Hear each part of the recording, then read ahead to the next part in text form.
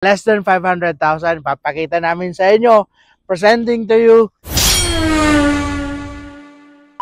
Meron na naman kami dito ngayon, 7-seaters, pang pamilya na automatic transmission na less than 500,000. Papakita namin sa inyo.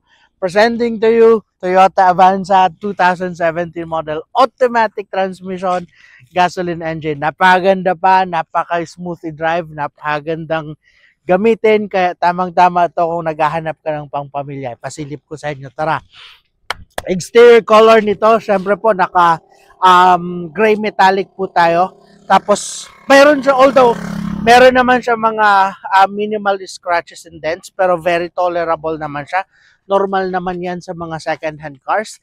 Tapos may mga simpleng accessories na rin. We have rain visor, naka-garnish na rin siya, naka-roof rail na rin, tapos syempre naka-magic tint yan.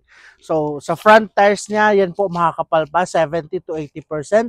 Naka-disc brake, then dito ganoon din, naka-drum brake naman siya.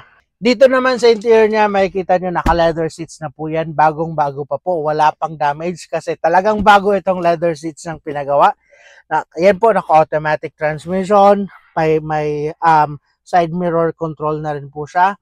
Malamig na malamig ang aircon. Dito tayo sa second row. Dito naman sa second row, ganun din. Wala po siyang damage. Kasya dito tatlo.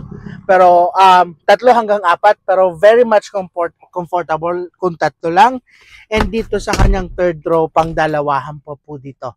So kung mga 2, 3, 2, kasya po dito lahat 7.